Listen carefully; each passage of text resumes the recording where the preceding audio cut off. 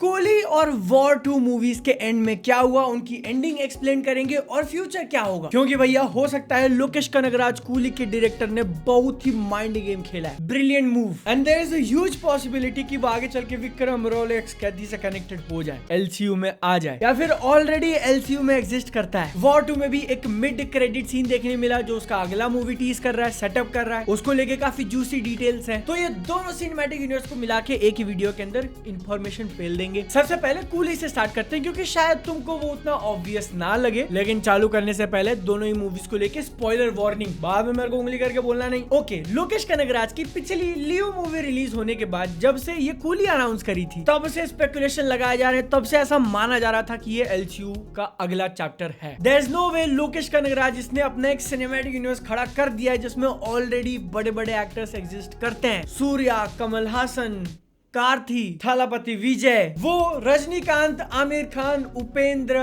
नागार्जुन जैसे एक्टर्स को लाके एक में मिलाएंगे नहीं, सेपरेट रखना इज अ क्राइम। यही एंटिसिपेशन उम्मीद के कारण कूली को लेके हाइप और बढ़ते गई। डायरेक्टर ने खुद इंटरव्यू में बोला कि भैया नहीं है पार्ट, लोग कह रहे हैं तू झूठ बोल रहा, पिक्चर जिसने बनाई उसी को कह रहे हैं कि तू झूठ बोल रहा है, हमको पता है वो पार्ट होने वाली है। इनफैक्ट कूली रिलीज होने के एक दिन पहले ये स्टेटमेंट दिया गया है लोकेश कनगराज की तरफ से, जिसके लास्ट में स्टेटमेंट लिखा हुआ है कि it is a stand alone movie and brother is true to his words. उसने कहा था नहीं है तो ये पार्ट नहीं है, हम सब ने देख लिया, कोई कनेक्शन नहीं। और इज इट? दो बहुत बड़े हिंट्स जो मुझे पर्सनली लगते हैं कि कूली को एक्चुअली कनेक्ट कर रहा है एलसीयू से। सबसे पहला, ये मूवी तो काफी सिमिलर है विक्रम से, उसके भी एंड में पिक्चर की जब स्टोरी खत्म हो गई थी, विलन को हरा दिया था, तो एक एक्सटेंडेड कैमियो दिखाया नए एक्टर का प्लेड बाय सूर्या, रोलेक्स। उसने ये जो ड्रग कार्टेल पूरा चल रहा है उसका लॉर्ड किंग पिन एस्टैब्लिश कर दिया कि he is the ultimate bad guy. वैसा ही सेम चीज कूली के साथ किया। इसकी कहानी जब खत्म हुई तब आमिर खान का एक्सटेंडेड कैमियो दिखाया जाता है। उनके कैरेक्टर को लेके इसी मूवी में हिंट्स तो काफी ड्रॉप किए थे कि दाहा आने वाला है, दाहा इंडिया आएगा, तुम हैंडल कर लोगे क्या। पिक्चर के एंड में वो आ जाता है और ऐसा दिखाया गया है कि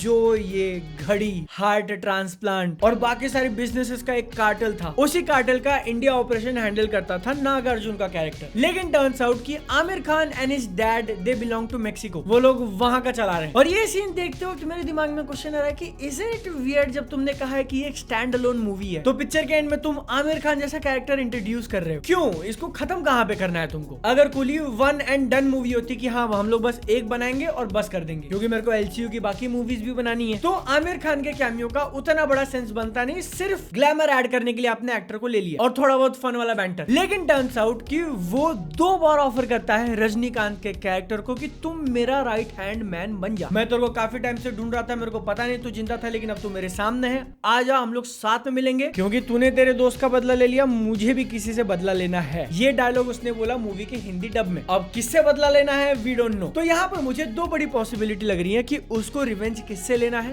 किसी और से नहीं बल्कि रोलेक्स से। आमिर खान के कैरेक्टर ने इसके पीछे थोड़ा पर्सनल रीजन कुछ दिया था, बचपन में वो इंडिया में रह रहा था, यहीं से अपना धंधा चंगा करके वो मेक्सिको गया है, तो बहुत इजी है एस्टैब्लिश कराना कि रोलेक्स और दाहा के बीच में कुछ हिस्ट्री है। ऊपर से आमिर खान का कैरेक्टर जिस कार्टेल का पार्ट है वो घड़ियां ट्रेड करते थे, ऐसा कहा गया है कि it's more valuable then gold. Watches की स्मगलिंग, और वॉच का एक अच्छा ब्रांड कौन सा है भैया, महंगा वाला जो करोड़ों में आता है, रोलेक्स। क्योंकि दिखाने के लिए वो लोग कुछ भी बिजनेस दिखा सकते हैं। अब देखो ये तो लोकेश के दिमाग पे ही है कि उनको ये आगे चल के कनेक्ट करना है कि नहीं करना होगा, तो काफी इजी है। कूली के एंड में हम लोग इसको किसी से भी नहीं जोड़ेंगे, मे बी लियो मूवी का साइड इफेक्ट हो सकता है। उस पिक्चर में भी कमल हासन को बस एक फोन कॉल पे, बस it felt very out of place. उसने मूवी को नेगेटिवली इम्पैक्ट तो किया कि इतना हाई बिल्ड करके ये दे रहे हो, और उसके बाद थालापति विजय ने कह दिया कि मैं पॉलिटिक्स में घुस रहा हूँ। उनका कैरेक्टर आज के बाद दिखेगा भी कि नहीं वी डोंट नो। तो यही सारे रिस्क को वापस से नहीं दोहराने के लिए हो सकता है कि उन्होंने डिसीजन लिया हो अपने को अभी नहीं दिखाना है, आगे चल के जब वो ग्रैंड एवेंजर्स वाली पिक्चर बनेगी तब सबको जोड़ दूंगा। एंड आई थिंक पिछली मूवीज में क्या किया था, क्या परफॉर्मेंस आया था, वो डिक्टेट करता है उन्होंने कूली कैसी बनाई। क्योंकि देखोगे तो रोलेक्स और आमिर खान का कैरेक्टर वेरी सिमिलर जिस तरीके से वो आते हैं, लेकिन जहां पर उन्होंने रोलेक्स वाला एकदम छुपा के रखा था सरप्राइज, आमिर खान का पहले ही बता दिया पोस्टर निकाल के जब शूट कर रहे थे तभी से। क्योंकि फिर ऐसा हो जाता ना यार कि तुम वही मूव बार बार रिपीट कर रहे हो। मेरे इतना सब बोलने के बाद भी there is a big possibility कि ये आगे चल के एक्चुअली एलसीयू से कनेक्ट ना हो। ऐसे में दूसरा रास्ता जो दिखाई दे रहा है कि वो लोग फिर कूली को ही एक अपना अलग फ्रेंचाइज बना दे। एलसीयू अलग चल रहा है जिसमें एक सेट ऑफ एक्टर्स हैं और कूली का अलग चल रहा है। पार्ट 2 में आमिर खान का बिजनेस और एक्सप्लोर कर दिया, उसको किससे बदला लेना था वो कैरेक्टर दिखा दिया। इस सब के बीच में रजनीकांत का कैरेक्टर क्या कर रहा है, कर तो सकते हैं, लेकिन तुम सोचो यार कि एक ही डायरेक्टर है,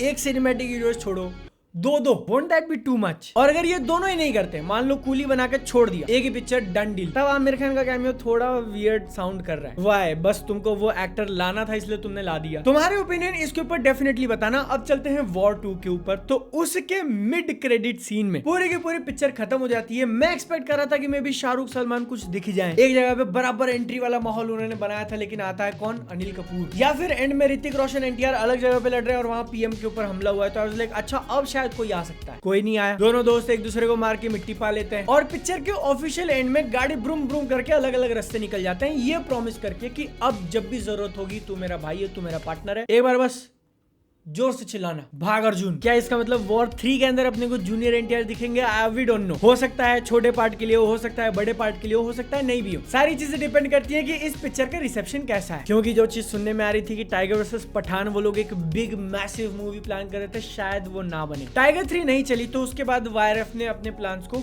पॉज पे रख दिया। वॉर 2 आ गई और इस साल के एंड में अल्फा आएगी, उसके आगे का वी डोंट नो। वो लोग डेफिनेटली पठान 2 तो बनाना चाहेंगे, लेकिन अब हम लोग वॉर 2 में दिखाए हुए मिड क्रेडिट सीन की बात करें तो बॉबी देओल इज हियर भैया। संजय दत्त और बॉबी देओल अब आलू बनते जा रहे हैं, हर डिश के अंदर थोड़ा थोड़ा डाल दिया। हमको ऐसा दिखाया गया कि बॉबी देओल का कैरेक्टर एक आई डोंट नो 9, 10 साल 11 साल की लड़की के यहाँ पे मार्किंग टैटू बना रहे हैं। मूवी का जो लोगो है अल्फा वाला वो, और वो पूछती है कि ये अल्फा क्या है, तो वो कहता है कि हर जंगल में नहीं, सॉरी हर